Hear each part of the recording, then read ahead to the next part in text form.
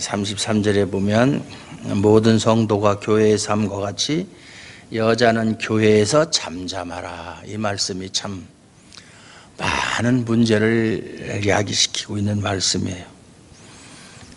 이 말씀에 따라서 보수주의 교단에서는 여자는 교회에서 잠잠해야 하기 때문에 여자는 목사가 돼서도 안 되고 장로가 돼서도 안 된다, 이렇게 또 가르치는 우리 교단도 마찬가지예요. 제가 만약에 오늘 설교에서 여자가 목사가 돼도 괜찮다 이렇게 얘기하면 그 설교를 우리 유튜브로 나가기 때문에 어떤 사람이 듣고 총회에다가 고소를 하면 저는 목사 그만둬야 돼요.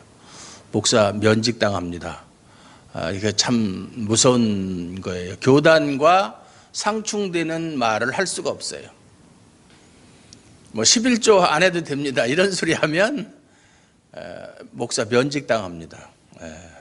아주 예민한 문제, 가장 예민한 문제가 한국교회에서 주일 성수 문제, 11조 문제, 그 다음에 우리 교단에서는 여자가 목사 안수를 받는 문제. 그런 통합측에는 여자 목사도 있고 여자 장로도 있고 감리교도 그러고 다 있어요. 근데 장로교도 우리 교단과 몇몇 교단, 아마 고신측도 없는 걸로 알고 있는데 빼놓고는 다 있어요. 현대 한국 교회의 사정이 여자 목사나 여자 장로를 인정하는 그런 추세이기 때문에, 그러면 이 말씀은 어떻게 해석해야 되느냐, 현대의 추세에 따라서 해석할 것이냐, 그렇지 않아요. 하나님의 말씀은 성경대로 해석을 해야지 현재의 환경이 어떻게 변했다고 해서 거기에 맞춰서 해석을 하면 안 되는 거예요. 그런데 여자는 교회에서 잠잠하라 라고 하는 이 말의 의미가 무엇인가, 이것이 사람마다 해석하는 게 다 달라요. 어떤 사람은 글자 그대로 문자적으로 해석해서 여자는 교회에서는 조용히 있어야 된다. 여기서도 보면 여자가 말하는 것을, 그들에게는 말하는 것을 허락함이 없다. 그러면 여자는 교회 안에서는 벙어리처럼 아무 소리도 하지 말고, 그럼 찬송도 하지 말아야 되죠. 입도 뻥끗해서는 안 되죠, 글자적으로 해석한다면. 그런데 고린도전서 11장 5절에 보면 같은 바울이 같은 고린도 전서에서 뭐라고 이야기를 하고 있느냐 하면, 여자가 머리에 수건을 쓰지 않고 예언이나 기도를 하면 안 된다, 그렇게 말하고 있거든요. 그러면 예언이나 기도를 여자가 할 수 있다는 얘기예요. 다만 할 때의 자세, 복장, 머리에 수건을 쓰는 문제, 이것이 중요한 것이지 기도나 예언 자체를 금한 것은 아니다. 그럼 기도나 예언을 하는 것하고 잠잠하라는 말하고는 서로 상충되는 말이잖아요. 그리고 같은 또 바울이 쓴 디모데전서 2장 11절에서 14절까지도 보면 이와 비슷한 말씀이 있어요. 여자는 일체 순종함으로 조용히 배우라. 여자가 가르치는 것과 남자를 주관하는 것을 허락하지 아니하노니 오직 조용할지니라. 이는 왜 그러냐면 아담이 먼저 지음을 받고 하와가 그 후며, 아담이 속은 것이 아니고 여자가 속아 죄에 빠졌음이라. 무슨 얘기예요? 이렇게 하는 이유가 창조 질서에 따라서 그렇게 하는 것이다. 남자가 먼저 지음을 받고 여자가 그 다음에 지음을 받았기 때문에 질서상 그렇게 하는 것이다. 여기서 주장하는 건 그거예요. 또 한 가지는 죄를 지은 것이 하와가 먼저 죄를 지었기 때문에 징계의 의미에서도 여자가 교회 안에서 말하는 것은 그건 옳지 않다, 뭐 이렇게 해석을 해서 아까 말씀드린 대로 교회 안에서 여자의 그 위치에 대해서 상당히 그 제약을 두는 그런 교단들이 있다. 우리 교단을 비롯해서. 그러니까 과연 이것을 어떻게 해석하는 것이 가장 성경적인 해석인가? 뭐 현대의 환경은 다 무시하고, 저는 여러 권의 책을 봤지만 속 시원한 대답을 하는 그런 주석은 없었어요. 다들 이렇게 얘기하고 저렇게 얘기하고, 심지어 다른 부분에서는 저하고 신학적인 그 사상이 같은 목사님도 이 부분은 저하고 다르게 이야기를 하더라고요. 여자는 결코 교회에서 지도자적인 위치에 있어서는 안 된다. 그렇게 아주 딱 잘라서 얘기하는 거예요. 안 된다. 그래서 그러면 고린도전서 11장 5절에서 여자가 기도나 예언하는 것을 바울이 그것을 인정을 했는데, 그건 어떻게 생각하느냐? 뭐 거기에 대해서는 또 명확하게 그렇게 해석을 못해요. 성경은 성경으로 해석하라는 그런 원칙에 따라서 방금 전에 여러분에게 읽어드린 디모데전서, 거기에 보면 오늘 이 말씀과 너무나 같은 말씀인데, 여자는 일체 순종함으로 조용히 배우라. 여자가 가르치는 것과 남자를 주관하는 것, 가르치는 것과 남자를 주관하는 것, 이렇게 따로 떼서 생각할 것이 아니라 여자가 가르치는 것으로 남자를 주관하는 것, 이렇게 붙여서 생각하면 이해가 쉬울 것 같아요. 그러니까 다른 거 가지고 남자를 주관하는 게 아니라, 여자가 뭐 힘으로 남자를 주관하겠어요? 아니면 뭐 지혜로 주관하겠어요? 물론 여자도 지혜가 뛰어난 사람이 있고, 그것은 뭐 남녀 그걸 구분할 필요가 없죠. 뭐 여자가 남자보다 무슨 뭐 육체적인 힘이나 부족할까? 요즘엔 뭐 여자들도 뭐 킥복싱 하는 사람이 있고, 뭐 그런 사람은 남자보다도 강하겠지만, 보편적으로 그런 거 빼놓고는 뭐 여자가 남자 하는 일 못하는 게 뭐가 있어요?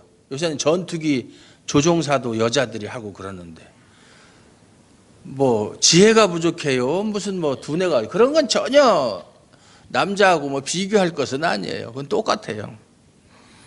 다만 하나님께서 말씀하시는 것은 질서상의 문제를 이야기하는 것이다. 그리고 우리가 삼위일체 하나님을 이야기할 때도 성부와 성자와 성령 이렇게 이야기하지, 뭐 거꾸로 성령, 성자, 성부 이렇게 이야기한다든지, 아니면 성자, 성부, 성령 이렇게 이야기한다든지 그렇게 하지 않잖아요. 그건 질서상, 그건 논리적으로 그렇게 이야기하는 거예요. 그걸 논리적인 삼위일체라고 하는 건데, 논리적으로 항상 성부, 성자, 성령 이렇게 이야기한다 이 말이에요. 그렇다고 해서 성부와 성자와 성령 간에 어떤 뭐 차이가 있느냐, 무슨 권세나 그 본질적인 차이, 능력이나 영광이나 이런 차이가 있느냐, 전혀 없다 이 말이죠. 똑같다 이 말이죠. 그게 성경의 가르침이에요. 그런데 이제 어떤 교단에서는 성령이 최고인 것처럼 성령만을 강조하고, 그것도 올바른 건 아니에요. 다 같은 하나님이지만 당연히 성부 하나님 없이 성자와 성령이 있을 수 없고, 또 성자 하나님 없이 성부와 성령이 있을 수 없고, 성령 하나님이 없이 성부와 성자만 존재할 수 없어요. 세 위는 서로 분리되거나 혼합되거나 또는 뭐 이렇게 혼동됨이 없이 각자의 위치에서 각자의 사역을 하시는 분들이거든요. 그렇다고 해서 하나님이 세 분이라는 말은 결코 아니에요. 그렇게 얘기하면 그건 이단이죠. 네. 독립적이면서도 분리된 것은 아니다. 참 말로 설명하기 어려운 거예요. 삼위일체를 말로 설명을 가장 명확하게 할 수 있는 사람이 있느냐? 없어요. 그것은 우리 인간의 이성을 초월하는 문제이기 때문에 설명을 할 수가 없어요. 삼위일체 하나님이 계시다라고 신앙적으로 믿는 수밖에는 없어요. 오늘 말씀도 보면 하나하나 살펴보면 모든 성도가 교회에서 함과 같이, 근데 이것은 번역상 조금 좀 매끄럽지 못한데 좀 제대로 번역을 하려면 모든 교회에서 성도가 함과 같이 이렇게 번역을 해야 매끄러운 번역이에요. 모든 교회, 이것은 어느 교회만 특정 지어진 것이 아니라 그 당시, 이 당시 고린도 전서가 기록될 당시에 그 초대교회 전부 다를 포함하고 있는 거예요. 모든 교회에서 성도가 함같이 여자는 교회에서 잠잠하라. 그런데 초대교회에 어떤 문제가 있었느냐, 초대교회의 상황을 좀 알 필요가 없어요. 원래 유대인들에게 있어서 여자의 위치라고 하는 것은 그건 존재가 없어요. 유대인들은 여자는 영혼도 없다. 여자는 그러니까 당연히 구원도 못 받죠. 영혼이 없는데 어떻게 구원을 받겠어요? 그 여자는 인구의 수에 들지도 못해요. 사람 수를 셀 때 여자는 수에 치지도 않아요. 그러니까 여기 지금 몇 명이 유대인식으로 오면 하나, 둘, 셋, 4명, 저까지 5명밖에 없어요. 여기 나머지는 사람도 아니야. 유대인의 개념으로 본다면. 그런데 기독교의 복음이, 그리스도의 복음이 전파돼서 남자와 여자, 그리스도 안에서는 자유자나 종이나 이방인이나 유대인이나 남자나 여자나 다 하나라, 이런 복음을 접하고 보니까 여자들이 교회에서 목소리를 내기 시작했다 이 말이에요. 그동안에 억눌려 살던 사람들이 드디어 우리의 시대가 왔다. 오래 살고 보니까 이렇게 좋은 날이 오는구나. 마치 그 1945년 8월 15일 날 일제의 압박하에서 해방을 맞이한 것처럼 여자들이 해방을 맞이했다. 그러다 보니까 교회에서 예배 드릴 때 목소리를 내기 시작하는 거예요. 이건 초대교회는 다 공통된 사실이에요. 여러분 같으면 안 그러겠어요? 사람 취급도 못 받고 살다가, 야, 우리가 알고 보니까 남자나 우리나 다 똑같은 거네. 그리스도 안에서는 다 똑같은 권리가 있고 똑같은 것을 주장할 수가 있고, 남자가 하는 일 다 우리도 할 수 있고, 남자가 기도할 수 있듯이 우리도 기도할 수 있고, 남자가 설교할 수 있듯이 우리도 설교할 수 있고, 다 할 수 있네. 그러면 그걸 참고, 그래도 여자는 순종함으로 조용히 있어야 되겠다, 이렇게 생각하는 사람이 있겠어요? 그렇지 않아요. 사람에게 자유가 주어지면 반드시 그 자유를 활용하려고 하지, 그걸 억누르는 사람은 없어요. 아까도 얘기했지만 우리나라가 해방이 됐는데, 해방이 됐어도 그래도 우리는 일본을 섬기고 살아야지, 해방됐다고 그래서 일본 사람에게 대항하면 되나, 이렇게 생각하는 사람은 없듯이, 사람에게 권리가 주어지면 반드시 그 권리를 행사하려고 하는 것이 인간이에요. 인간의 본능이에요. 그러다 보니까 문제가 생겼다. 특히 고린도 교회 같은 경우에는 은사가 많은 교회잖아요. 그러니까 여자가 성령의 은사로 이것도 하고 저것도 하고, 그런 은사를 받으니까 은사를 활용하는 데 있어서는 남자 여자 무슨 구분이 있느냐, 막 떠들어대고 그런 거예요. 질서 없이. 그래서 우리가 14장, 12장과 14장의 핵심이 뭐냐면, 지금 바울이 12장과 14장에서 강조하는 것은 뭐냐면, 잘못된 은사를 바르게 사용하기 위한 권고하는 내용이에요. 고린도 전서 전체가 그렇지만. 그래서 오늘 결론 부분을 보게 되면, 그런즉 내 형제들아, 예언하기를 사모하며 방언 말하기를 금하지 말라, 이렇게 얘기가 나와요. 그리고 40절에 보면 모든 것을 품위 있게 하고 질서 있게 하라. 이게 결론이에요. 12장과 14장의 결론.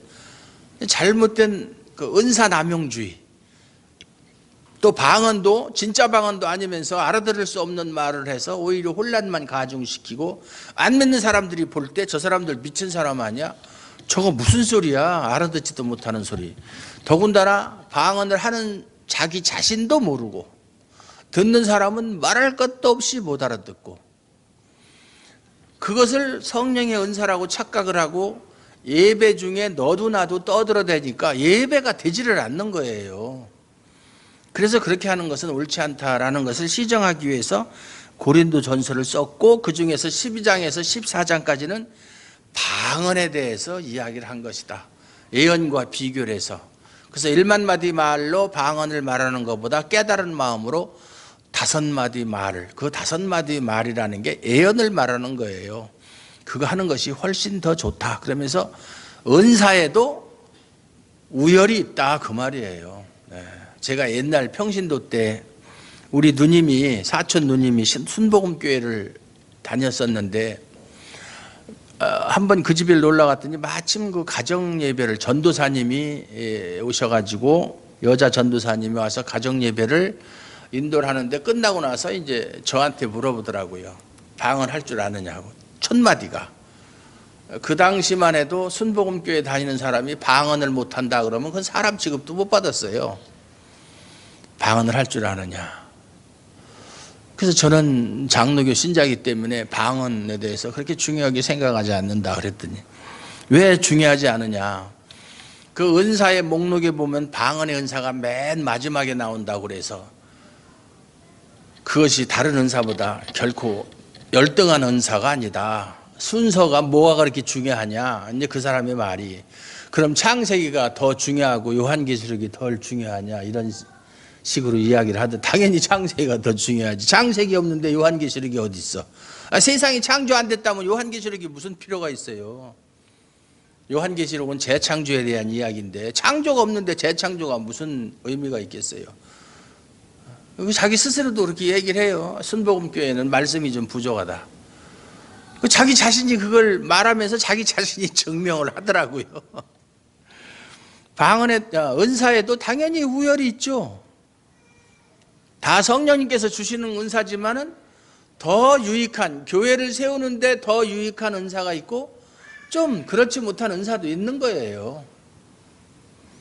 그러니까 깨달은 마음으로 5마디 말을 하는 것이 1만 마디 방언을 하는 것보다 더 낫다라는 말은 우열이 있다는 이야기잖아요. 그런데 특히나 고린도 교회에서 사람들이 하던 방언은 사도 바울이 말하는 것처럼 그거는 진짜 방언이 아니다. 진짜 방언은 외국어인데 이건 사람들이 알아들을 수 없는 자기들끼리만 하는 이상한 소리. 그 KJV 영어 성경에 보면 unknown tongue이라고 그랬어요. 알아들을 수 없는, 알 수 없는 언어. 그것은 방언이 아니다. 그렇게 이야기를 하면서 그런 거 하지 말라는 뜻으로 12장과 14장 석장을 할애해서 고린도 전서를 기록을 한 거예요. 그런 맥락에서 보면 추측컨대 아마도 고린도 교회 여자들 중에, 여기 보면 결혼한 여자들이에요. 왜냐하면은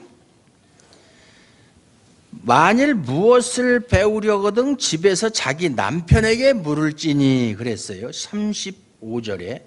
그랬으면 그 사람들은 결혼을 한 여자들이다 하는 걸 알 수가 있어요. 무엇이 물을 것이 있으면 교회에서는 조용히 있다가 집에 가서 남편에게 물어봐라 그 말이에요. 예배 도중에 지금 누군가가 설교를 하고 있는데 설교 도중에 여기 질문 있는데요. 그러고서는 질문을 하면 그건 예배가 되질 않죠. 제가 지금 설교하고 있는데 목사님 질문 있어요. 어쩌고 이렇게 질문을 하면 그거 뭐 대답해주고 뭐하고 그 예배가 되겠어요? 안 되지. 그런데 남편에게 물으라고 한 얘기는 그 여자들이 질문을 한 내용이 뭐 심오하거나 아주 정말 중요한 그런 것이 아니고 집에 가서 남편한테 물어도 충분히 남편이 대답해 줄 수 있는 정도의 기초적인 것이다라고 하는 것을 알 수가 있어요. 남편한테 물어봐. 예를 들어서 여러분이 저한테 뭐 물어보면 그거는 남편한테 물어보면 뭐 될 텐데, 그러면 별로 중요한 그렇게 어려운 얘기가 아니라는 거잖아요. 네. 김양희 집사님 궁금한 거 있으면 남편한테 물어보세요. 저한테 물어보지 말고. 예. 그래서 여기 이제 어떤 분은 그 주석을 이렇게 달아놨더라고요. 여자가 집에서 남편한테 질문을 했을 때 대답해 주지 못하는 것은 남편의 수치다. 여자가 교회에서 막 질문하는 것은 여자의 수치지만 집에 와서 남편한테 질문했을 때 남편이 대답을 못 해준다면 그건 남편의 수치다. 그렇기 때문에 남편들은 자기 아내가 질문할 것에 대해서, 질문하는 것에 대해서 항상 충분하게 이해시키고 대답할 수 있을 정도로 항상 지식을 쌓아야 된다. 훈련을 해야 된다. 준비를 해야 된다. 그 매튜 헨리 주석에 보면 그렇게 되어 있더라고요. 그 말도 참 일리가 있는 말이에요. 그 부인이 물어봤는데 대답도 못하고 우물쭈물하고 이제 그러면 체면이 안 서죠. 예? 그런데 이제 신앙이라는 거는 여자가 먼저 신앙생활을 할 수도 있고 남자가 나중에 또 신앙생활을 하다 보면 신앙의 연륜이라는 것이 차이가 있고 또 여자가 더 똑똑할 수도 있고 뭐 성경에 대해서 더 많이 알 수도 있고 그건 뭐 사람마다 다 차이가 있으니까 꼭 여자가 물어보는 것을 다 대답해 줄 수 있는 남자 흔치 않죠. 예, 많지는 않아요. 예. 우리 박 집사님이나 뭐 장로님이나 뭐 저 같으면 얼마든지 우리 교회는 다 해당되네. 한 사람 빼놓고 누구라고는 얘기는 안 하겠지만 그래서 남편이라면 그런 권위가 있어야 돼요. 하나님이 주신 권위, 그 권위가 괜히 있는 것이 아니라 그 권위를 지킬 만한 그런 능력과 자질을 갖춰야 된다 이 말이에요. 그냥 남편이라고 해서 목에다 힘주고 큰 소리만 칠 것이 아니라.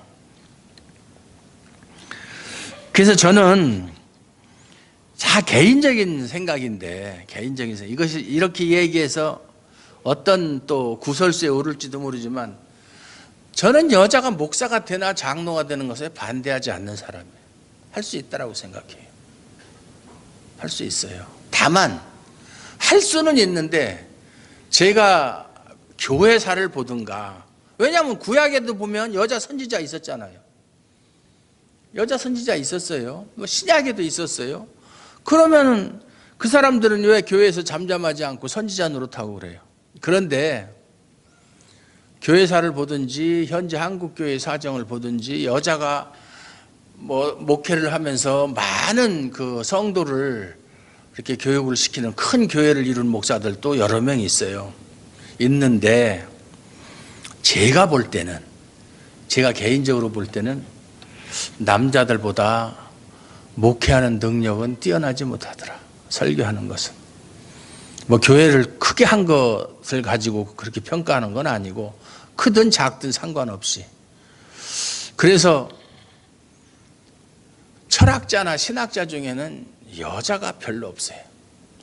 아마 그쪽으로는 여자들이 머리가 발달하지 남자보다는 좀 덜한 것 같아요. 제 개인적인 생각이지만. 왜냐하면 사람마다 자기 역할이 있거든요. 잘하는 부분이 있어요. 여자가 잘하는 것이 있고 남자가 잘하는 것이 있고. 그렇지 다 똑같을 수는 없다. 하나님이 또 그렇게 만드셨고, 하나님이 처음에 남자를 만드시고 여자를 만들 때 남자를 돕는 배필로 만들었다 이 말이죠. 그렇다고 해서 돕는다고 해서 서로가 도와가는 것이지 뭐 한 사람이 이렇게 위에 있고 밑에 있고 그런 것은 아니에요. 다만 질서상은 그런 선후가 있고 위아래가 있지만 기능적인 면에서는 그렇진 않아요. 성경을 우리가 이렇게 자세히 살펴보면 그런 것은 없어요. 그래서 에베소서에도 그렇고 바울의 서신들을 종합해 보면 여자는 남자에게 복종하라고 했지만 또 반대로 남자한테는 여자를 자기 몸처럼 사랑하라고, 그렇게 귀한 존재로 여기라, 이런 말을 종합해 보면 그리스도 안에서는 정말 남자 여자의 구별은 없다. 질서상의 문제를 빼놓고. 그 우리나라도 가부장적인, 뭐 지금은 많이 변했지만 어쨌든 그 집의 가장은 아직까지는, 앞으로는 어떻게 변할지 모르지만 남자가 가장 노릇을 하잖아요. 근데 성경에 있어서의 가정제도는 남자가 가장 역할을 하도록 그렇게 만들어 놓으셨어요. 세상이 어떻게 변하든 상관없이 하나님이 처음에 의도하시고 계획하신 것은 그거예요.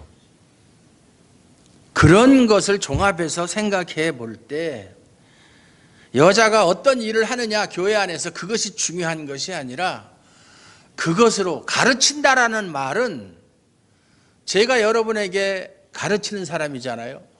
가르침을 배우는 사람은 가르치는 사람보다 당연히 밑에일 수밖에 없어요. 예수님도 제자가 스승보다 낫지 못하고 종이 상전보다 낫지 못하다고 분명히 질서를 정해 놓으셨어요.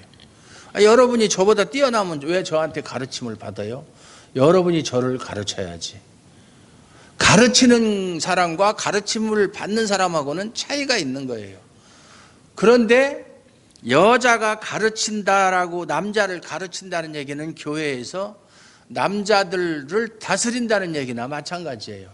그것은 하나님이 허락하지 않는다는 얘기예요. 뭐 설교도 할 수 있고 뭐 또 할 수 있고 다 할 수 있는데 그것으로 남자를 다스리는, 창세기에 보면 이런 말씀이 있어요. 우리말 성경에는 명확하지가 않은데 공동 번역을 보면 그렇게 되어 있어요. 여자가 하와가 이제 사탄의 그 뱀의 꾀임을 받아가지고 범죄하고 그리고 이제 자기가 따먹은 사과를 자기와 함께한 그 아담에게도 주니 그가 먹은지라 그렇게 되어 있거든요. 나중에 이제 하나님이 모든 사실을 아시고 나서 네가 어찌하여 이렇게 했느냐 그러니까 제 아내가 하나님이 함께 하신 그 여자가 내게 줌으로 내가 먹었나이다. 아담은 이제 자기 부인이 주어서 그걸 먹었다 이렇게 얘기하고 또 하와는 너가 어떻게 해서 그렇게 했느냐 그러니까 뱀이 꾀어서 그랬다. 그래서 각각에게 하나님이 징계를 하시잖아요. 그래서 뱀은 흙을 먹고 살 것이며 또 배로 기어다닐 것이다 라는 저주를 하셨고 또 여자에게는 너는 해산하는 고통을 더할 것이고 평생토록 남자에게 다스림을 받을 것이다 이렇게 되어 있는데 공동번역은 참 재밌게 되어 있어요. 너는 남자를 다스리고자 하나 남자에게 지배를 받을 것이다 아마 그런 식으로 되어 있을 거예요. 그러니까 여자는 본성상 남자 위에 군림하려고 하는 그런 본능이 있다 이 말이에요. 그러나 하나님은 그걸 허락하지 않는다. 네가 그런 마음이 있을지라도 결국 너는 남자에게 다스림을 받게 될 것이다. 성경에 그렇게 나와 있어요. 그것이 하나님이 세우신 질서이기 때문에 우리 그리스도인도 그 질서에 순종을 해야 돼요. 결코 집안에서 가장 노릇 하려고 하지 마세요. 자기가 돈을 더 많이 벌고 자기가 더 배운 것이 많고 능력이 많아도 그거 가지고 내가 이 정도인데 어떻게 감히 뭐 이런 소리 해가면서 가장 노릇을 하려고 하면 안 돼요. 하나님은 그건 허락하지 않았다. 그런 맥락에서 볼 때 교회 안에서도 마찬가지로 여자가 남자들 위에 군림하는 것은 하나님이 허락하지 않으셨다. 저는 그렇게 생각을 해요. 그게 맞는 것 같아요.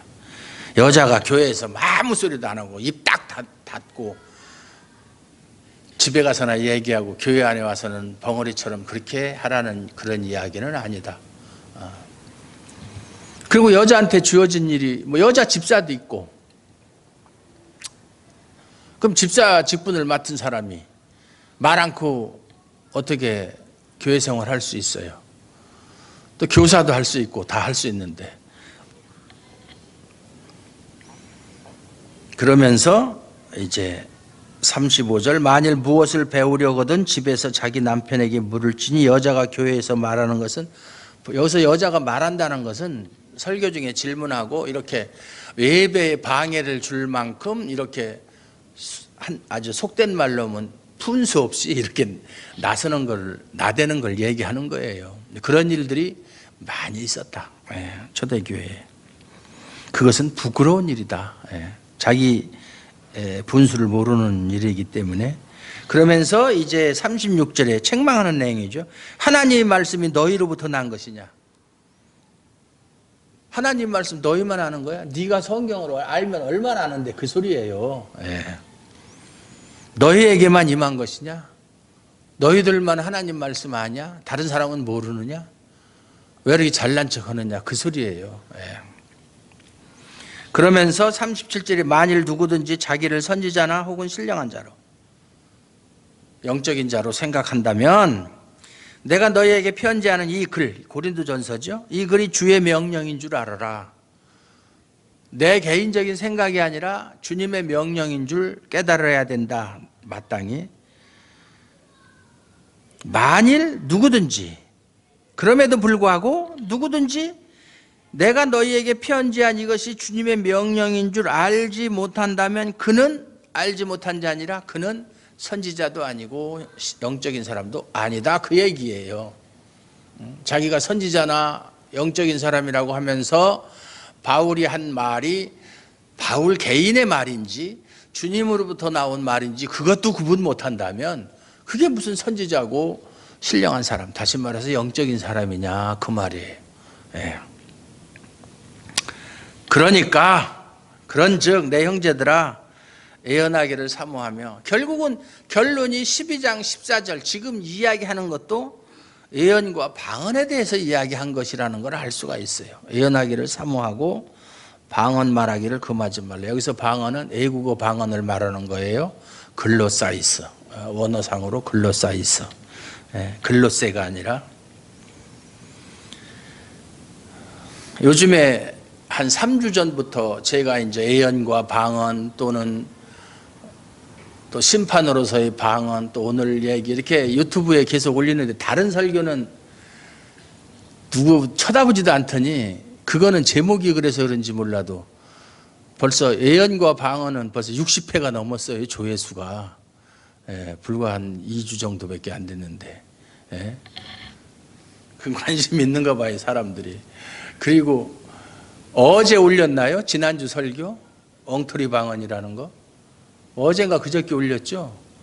그것도 벌써 10회가 훨씬 넘었어요. 불과 하루 만에.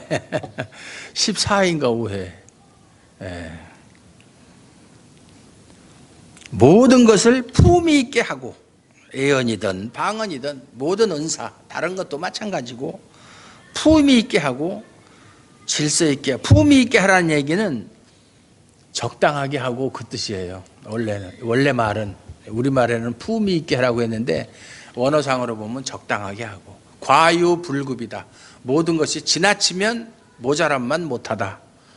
그렇게 해야지 하지, 자기가 은사 받았다고 해서 그냥 때와 장소를 가리지 않고 마구 이렇게 하면은 오히려 그것이 교회를 세우는데 방해만 될 뿐이다. 모든 것을 적당히 하고 질서 있게 하라. 질서. 왜? 앞에 보면 하나님은 화평의 하나님이고 무질서의 하나님이 아니시오 오직 화평의 하나님이시라고 33절에서 말씀하고 있잖아요. 하나님은 질서의 하나님이에요. 혼잡한 거 싫어하시는 거예요. 혼란한 거 싫어하시고. 그렇다면 교회도 마땅히 그래야 되죠. 그렇게 해서 또 디모데전서에 보면은 그것도 바울의 서신이죠. 너희는 너희를 다스리는 자를 배나 존경할 자로 여기라. 다스리는 자, 장로들을 얘기하는 거예요. 장로. 원래 교회는 장로가 두 가지 종류가 있어요. 하나는 다스리는 장로가 있고 하나는 가르치는 장로. 목사도 장로예요. 가르치는 장로. 가르치는 장로를 목사라고 부르는 것이 원래 성경에 목사라는 단어는 없어요. 유일하게 에베소서 4장 11절에 보면 목사라는 단어가 나오지만 그건 번역상 잘못된 번역이에요. 그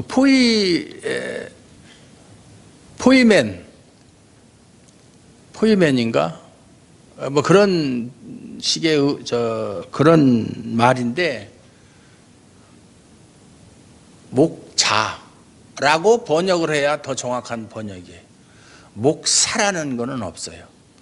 딱 한 번 나오는데 에베소 4장 11절에 보면 하나님께서 교회의 유익을 위해서 선지자와 사도와 선지자와 목사와 교사를 주셨다. 거기서 나오는 단어 하나밖에 없는데 그건 목사라기보다는 목자. 돌보는, 목자가 뭐예요? 양을 돌보는 목동이잖아요. 그러니까 양무리들을 예수님께서 베드로에게 내가 나를 사랑하느냐라고 말씀하시면서 내 양을 먹이라, 또 내 양을 치라, 내 양을 먹이라, 이렇게 3번씩 말씀하신 것처럼 양을 보살피고 돌보는 그런 직분이에요. 거기에 다스림이나 뭐 그런 뜻은 전혀 없어요. 돌보는 거예요. 그래서 예수님께서도 참된 목자는 자기 양을 위해서 자기 목숨을 버릴 줄 안다. 그게 목자상이에요. 그것이 목사라고 해서 어떤 권위적인 그런 표현은 없다. 예. 제가 여러분에게 권위를 내세우는 법 없잖아요. 그러면서 디모데전서에도 다스리는 장로를 배나 존경할 자로 여기되 특별히 말씀을 가르치는 장로를 존경하되 배나 존경할지니라. 배나 존경한다는 말은 뒤에 나오는 거고. 왜냐하면 말씀을 어떻게 가르치느냐에 따라서 여러분들의 신앙관이 형성이 되거든요. 왜 이단교회에 빠진 사람들이 불쌍하냐면 그들에겐 구원이 없기 때문에 그러는 거예요. 열심히 신앙생활을 하지만, 누구보다도 열심히 하지만 디모데후서에 있는 말씀처럼 진리를 찾아서 열심히 진리를 찾으나 마침내는 멸망에 이르느니라 그랬어요. 자기는 진리를 찾는다고 하는데도 그 결과는 멸망이다, 그 말이에요. 그래서 가르치는 것이 중요하고 건전한 교회가 중요한 이유예요. 사람 많이 모인다고 건전한 교회인가요? 천만의 말씀이에요. 천만의 말씀. 뭐 적은 그렇다고 해서 뭐 사람 적게 모이는 교회는 다 옳다, 그것도 물론 말이 안 되는 얘기죠. 그것과 상관없이 정말 성경적으로 잘 가르치는 교회, 그런 교회가 구원을 보장하는 교회지, 사람 많이 모여서 그냥 떠밀려 다니면서 그렇게 한다고 해서 구원을 받는 것은 아니다. 제일 중요한 게 우리 신앙생활의 목표가 영혼의 구원이잖아요. 베드로 사도가 말했듯이 믿음의 결국은 영혼의 구원이니라. 그거 없으면 뭐 우리가 신앙생활 할 이유가 전혀 없죠. 요즘에는 그 구원에 대해서 별로 그렇게 중요하게 생각하지 않고 그저 교회만 오면, 예배만 참석하면 뭐 다 구원은 받는 것으로 생각하고, 열심히 선행을 행하면 하늘나라에 가서 상급을 받는다라는 잘못된 가르침을 가지고 성도들을 뭐 일부러 알고 그러는지 모르고 그러는지는 모르겠지만 그렇게 가르치는 교회들이 너무나 많아요. 그건 절대로 그렇지 않아요. 너희는 두렵고 떨림으로 너희 구원을 이루라고 그랬어요. 구원이라는 게 물론 우리가 노력으로 얻는 것은 아니지만 하나님의 은혜로, 전적인 하나님의 은혜로 주어지는 구원이지만 구원을 그렇게 쉽게 생각하면 안 된다, 그 말이에요. 또 구원을 받았다라고 생각하는 사람은 나는 이제 구원을 받았으니까 아무렇게 살아도 괜찮다라는 그런 잘못된 생각 버리고 행여라도 그 얻은 구원을 잃을까, 실제로 한번 구원을 받은 사람은 잃는 법은 없어요. 그러나 잃을 것처럼 생각하고 그 구원을 지키려고 노력을 해야 돼요. 그게 하나님의 가르침이에요. 방임하지 말라 이 말이죠. 방종하지 말라.